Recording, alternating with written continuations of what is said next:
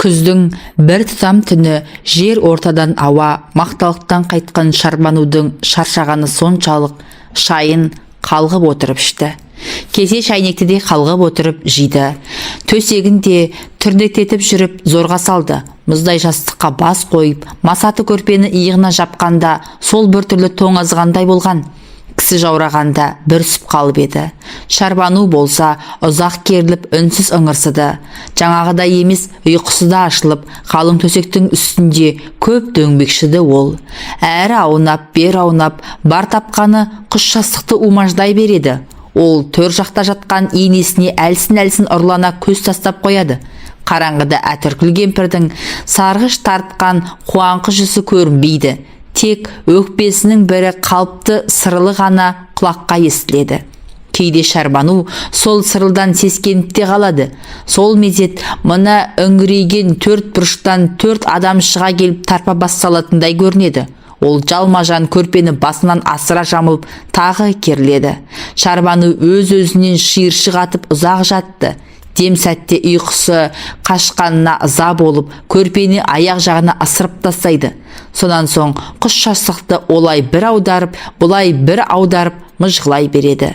Манағы әзірде үйіне жету мұң болған жоқ беді. Тіптен табалдырықтан аттап, тізе бүгісімен қол-аяғы зіл тартып бір жолада көтертпей қойғаны қайда. Ол өстіп жатып ұйықтап кеткенін сезбей де қалды. Түнде Шарбану түс көрді. Шілде екен, ай жарық, қоңыр салқын самал еседі. Сырттағы үлкен масахана ішінде Қасым екеуі оңаша қалған. Төсектері салулы. Күйеуінің аяқтатпай төсін жыға жастаған ол ерекше бір ыстық ықыласының құшағына енген. Қасымда келіншегінің ерке назына боялдырап балқып, оның аппақ жұмыр иығын, жалтыраған қара шашын қайта-қайта сипалап әлсін-әлсін керіліп қояды.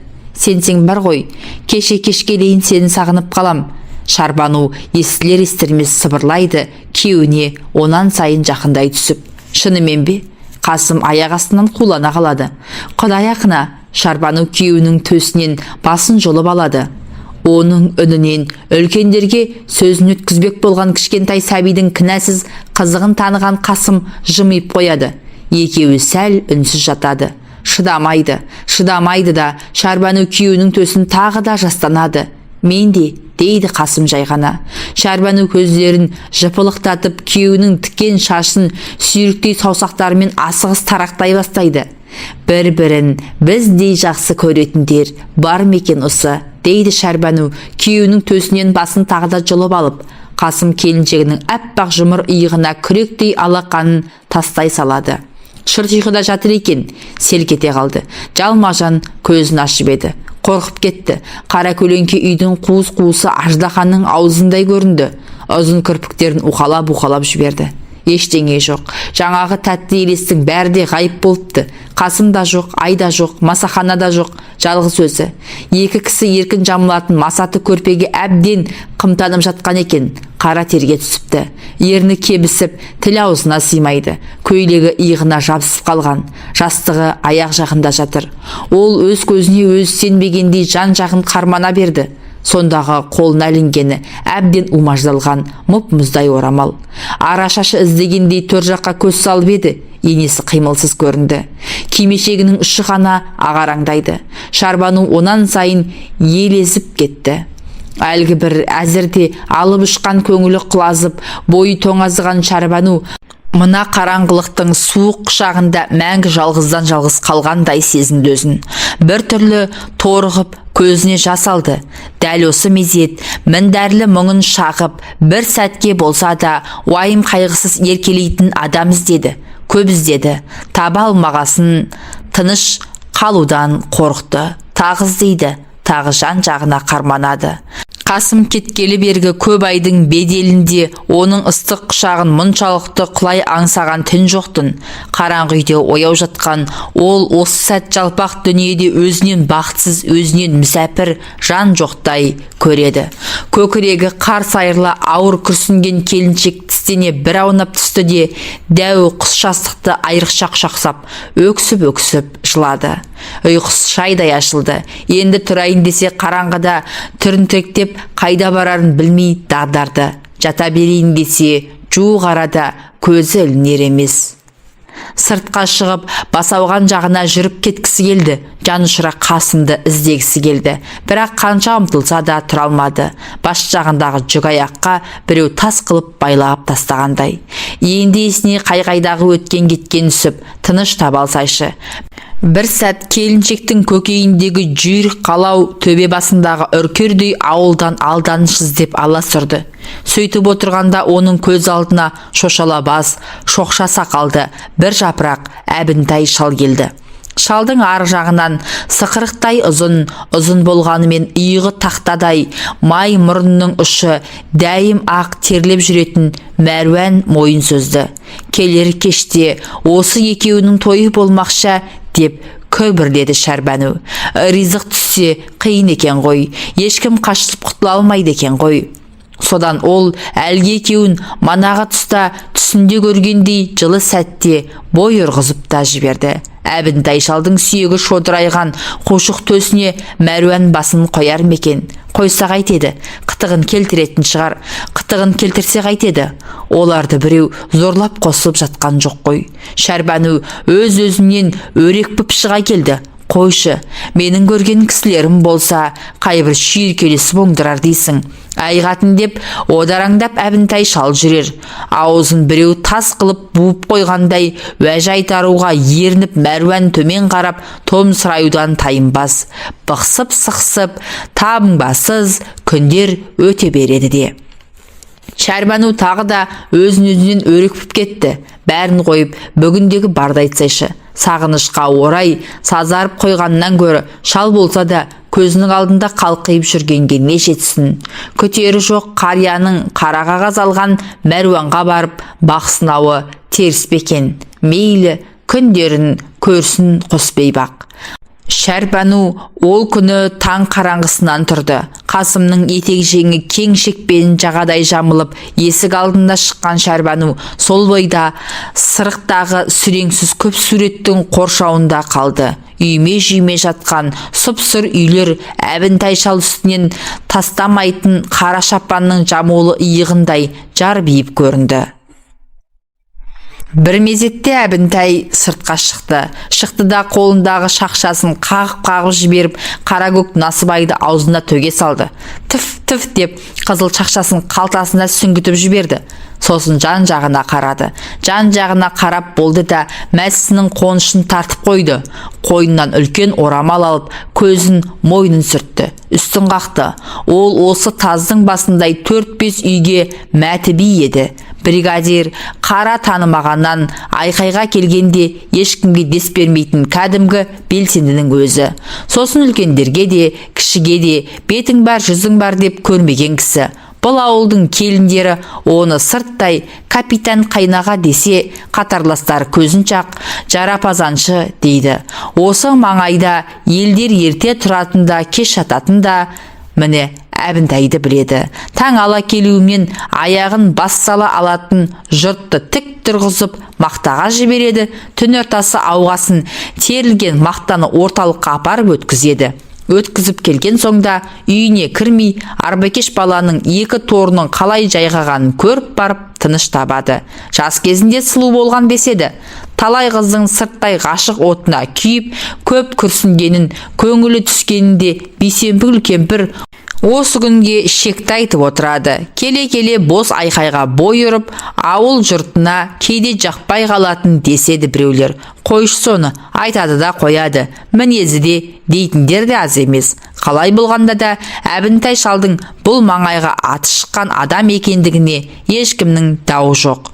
Сол кісі бүгін күндегісімен де ерте тұрыпты. Сірә Бейсенбігүл кемпір сияқты шайпауыздар жас қатынның буына алыстан балқып, терінің алдында шәншиіп жатқан шығар демесін деп, бүгін әдейілеп ерте шыққан болса керек. Бұл тіптен түн қараңғылығы сейілмей жатып, есігінің алдында селтиіп тұрған Шәрбануды көрген ол бірдемеден секем алғандай селкете қалды да, сол әлсіздігін жасырғысы келгендей өз-өзінен күліп жіберді. Әп сәтте күнжің етіп келіншектің жанына жетіп келді. Келінжан ау, көрпең кең болды ма? Күтулі көрпе кеңдік ете ме? тек қайнағаның тойының қуанышы да жата алмай жүргеніміз, деп Шәрбану да шалды шағып жіберді. Әбінтай әп-сәтте-ақ жаңағы тек тұрмас күлкіден тыйылып қалды. Бұл қайқылығың дегендей Шәрбануға жалтақ-жалтақ қарай берді. Жоқ, шынымен-ақ құптағаны екен, ол үнсіз тұра алмады. Бұл өзі жұрт жақтырмаған тірлік болды ау, Шал мұңайған кейіс танытты. Несі бар, жалғыз сіз дейсіз бе? Шәрбану шалды жұбатқандай болды. Шының сол болса, жарадың шырақ. Әбінтай мәсінің қонышын тартып қойды. Қайнаға, мәсіңіз құтты болсын, деді ол әңгімені басқа арнаға бұрғысы келіп. Бірақ шал оны өзінше түсінді. Айтсын шырақ, кеше келген саудагерден алып едім. Әлгі құрып қалғыр өкшеші сөккен жаман етікпен қашанғы жүрейін. Оның бер жағында мына бір той-томалақ келіп қалып. Біреуді біреу сынайтын күн емес қой қазір. Шәрбану бір күрсініп алды. Шырағым-ай, түзден бұйырса қиын екен ғой. Қайбір жетіскенімізден жалбытып жүрдейсің. 2 жарты 1 бүтін демекші, күн кешемізде енді. Кәрі көңілдің желігуі емес, кәрі кісінің талғармауы да. Көрмей жүргеніміз жоқ қой. Шырағым-ай, үмітсіз шайтан да, тірі жүрген соң тіршіліктен қалмай дегенсің. Кейгейде артымнан аталап бір тұяқ ертетіндей көремде тұрам. Әйтпесе жер ортаға келгенде желігіп нем бар. Шәрбану жаңағы бір әзірге жайсыз әңгімеден қашқақтайым деп алдымен қуаныш құтты болсын айтудың орнына мәсісіне көз салғанынан сәл секем алып ұялып қалып, қайтадан жөнге көшпекші болып тұрды да, сол екі ортада Әбінтай шал қипақтай беріп тағы да бір киіп кетті. Қасымнан хат бар ма, келін? Шәрбанудың өңі қып-қу болып сілейіп қатты да қалды. Жәудіреген қой көздері әп-сәтте бозамықтанып, қайқы кірпіктері жәндармен жапырлықтап кетті. Бар тапқаны үстіндегі кең жағадайдың өңін тартпақтай берді. Ернін тістелеп төмен қарайды. Мені табаламақ болып тұр ғой деп ойлады ол. Қан шығармай бауыздамақшы ғой. Шал Шәрбанудың бетіне бір қарады да бақшаң жәутен қағып, не дерін білмей әбден састы. Бұқпантай жоқ көңілмен әншейін сұрай салып еді. Сағыныш жеңіп жүрген Шәрбанудың аяқ астынан мұншалықты таусыларын кім білген. Қапелімде аузына жөнді сөзді түспей қойды. Үнсіз қалудың реті тағы да қалмады. Ұялған тек тұрмас дегендей бірдеңелерді айтқан болды. Енді келіп қалар, жолда жүрген шығар. Оңай емес қой, ақырын берсін әйтеуір. Шал Шәрбанудың селкілдеуіне бет алған салыңқы иығынан әр асып, сасқанынан мақталыққа қарады. Кәрі жүрегі жас балаша өрекпіген Әбінтай содан бір кез Мәруан есігіне телміре қарап көп тұрған. Ешкім шықпады. Бірақ бір белгісіз құмарлық көп тосырған шал жүрегі шиыршық атып, жуық арада сабасына түспей қоймады. Енді соның сорлығын басу үшін ауылдың сыртын бір айналып барып, Арбакеш баланың үйіне жүгірмей, жаңа мәсісін киіп, ши барқыт жағадайын иығына тастай салып, есік алдына шыққан еді. Біреу шегелеп тастағандай Әбінтай сол арада ұзақ тұрды, бірақ Мәруан көрінбеді. Арбакеш баланың үйіне қарай жүре беріп те ол көп бұрылды, бірақ Мәруан көрінбеді. Шіркіннің ұйқысы осынша қатты болар ма, деді күбірлеп ол. Сол бойда шал көңіліндегі күдігін басқысы келіп, Арбакеш балаға ерекше жылы ұшырап еді. Оның да сәті түспеді. Әп-сәтте шақшадай басы шарадай болған Әбінтай шал осы аяқ астынан төсек жаңғыртудың түп бастауын бір уақ есіне алды. Жоқ, пайғамбар жасынан асқан Әбінтайдың кемпірінің алдында күнәһар болған түгі де жоқ. Тіптен қалауын тауып, құрақ ұшқаннан басқа бөтен сөз айтқан пенде емес. Жаман ауру жабысып, ыңқыл-сыңқылы көбейген кезінде кемпірі күйгелектеніп, кегейде үй ішінің берекесін алатын. Жоқтан өзгеге ашу шақырып, шалды да көп қажайтын. Соның өзінде Әбінтай артық сөзге бармайтын. Қайта кінәлі балаша кемпірдің алдында жаутаң-жаутаң қағып жүгіретін. Сондағысы кемпірінің қам көңіліне қаяу түспесін дейтін. Өкпе ауру жіңішкеленіп келіп, әбден меңдетіп біткен ажар кейуана төсек тартып көп жатпады. Сүйретіліп жүрді де бір күні асығыс аттанып кетті. Кемпірі көз жұмғасын Әбінтай әлі келгенше әруақтарды риза етті. Жетісі қырқы жылы. Анау көгендегі 2 жетім лақтан басқа тұяғын түгел кемпірінің Құдай алдындағы қарызына жұмсады. Енді қартайған шағында жалғыз қалуға біртүрлі қорықты ол. Қазір ғой әйтеуір жүріп жатыр. Біреуден кейін, біреуден ілгері. Ешкімнен көмек сұраған күні жоқ. Тек кешкілік үйіне кірген шал көп ерегізейді. Өткен кеткенін еске алады. Бұрқылдап ұрсып жатса да, күркілдеп жөтеліп жатса да, кемпірінің орны бөлек екен-ау. Енді міне, жынынан айырылған бақсыдай, кеш болса дегбірінен айырылады. Түн баласына ұйықтай алмайды. Сыртқа шығады, қайта келеді, қайта шығады. Мейлі ғой, әзір оның бұл азабын біреу білсе, біреу білмейді. Кейін қолынан қару кетіп, от басынан шыға алмайтын кезінде кімге қол жаяды? Өзінің осы күйін ойлағанда шал көп қамығатын. Тірі адамның тірлігі таусыла ма? Қартайдым деп қарап отыратын Әбдінтай жоқ. Жұрт қиын қыстау күн кешіп жатқанда қай кісі қалыс қалушы еді. Оның үстіне анада Қарақайдың председателі әдейі атбасын бұрып: «Әбеке, ендігі арқа сүйер ер азаматым өзіңізсіз. Бала-шаға қатын қалаш қалды ғой. Мына 4-5 үйге бас көз бол» деген. Жай деген жоқ. Шалдың қолында көпшілік қойып тұрып, ауыртпалықтың бәрі осы ауылдың ғана басына түскендей таусыла тұрып жалынғандай болды. Ол сөзге Әбдінтай шал әжептәуір семіріп қалғанды. Содан бері ерте тұрады, кеш жатады. Содан бері оның көрші қолаңмен араласуы жиілеп кеткен. Шалдың осы Мәруанға жығысуы да таусылмайтын көп тіршілік тауқыметінің қара көлеңкесіне өтті. Тегі момын, мінезі ауыр Мәруан күйеуінің артынан қара қағаз алғанда жұрт сияқты ауылды басына көтере дауыс салып, жыр-жырау айтқан жоқ. Бетін тырналап, шашында жұлған жоқ. Қайғы бөлісіп келгендермен көргенді кісідей құшақтасып көріскен де жоқ. Іргеде теріс қарап отырып алды да үнсіз егілді. Қой дегенге құлақ асқан жоқ. Бір уыс болып бүрісіп, жас төге берді. Келген жұрт өз-өзінше жұбату айтып жылап жатты. Әсіресе Бейсенбі кемпір көп келді, көп егілді, таусылды. Алда арысым-ау, ең болмағанда артыңда түтін түтететін тұяқ қалмады деп аңырағанда айнала көптің сай сүйегін сырқыратты. Әлден уақытта ауыл адамдарының қолына су құйылды. Кемпірлер жағы алдымен көңіл басып, көздерін жуды. Шай да ішіліп болды. Қашанға отырсын, иіріліп жұрт бір-бірлеп тарай бастады. Жесірге басу айтпақшы болып, баз біреулер біраз қарайлап еді. Мәруан иә деп ешкімге бас көтермеді. Теріс қарап отырған бойы үнсіз қала берді.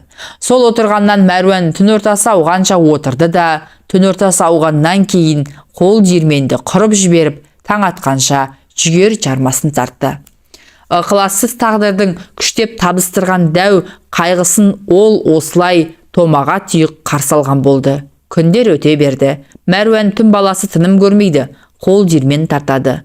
Азынаулақ өзіне ұн керек. Бейсенкүл кемпір де жәутеңдеп тұрады. Қолынан әл кеткен адам зілдейтасты қашанға айналдыра берсін, жас неме жүнжіп кетер деп, Шәрбануға да масақтан түскен ұн ғып береді. Кейде әбден сілесі қатқан Мәруан таңертең ерте тұра алмайды. Әбінтай шалдың дәйімде сәріден келіп терезені тықылдататын естіп жатады да, құйрығына қымалағы қатып қалған қара қозы әйнекке сүйкенген шығар деп аунап түседі. Әбден болмаған соң шал аяғының ұшымен басып үйге кіреді.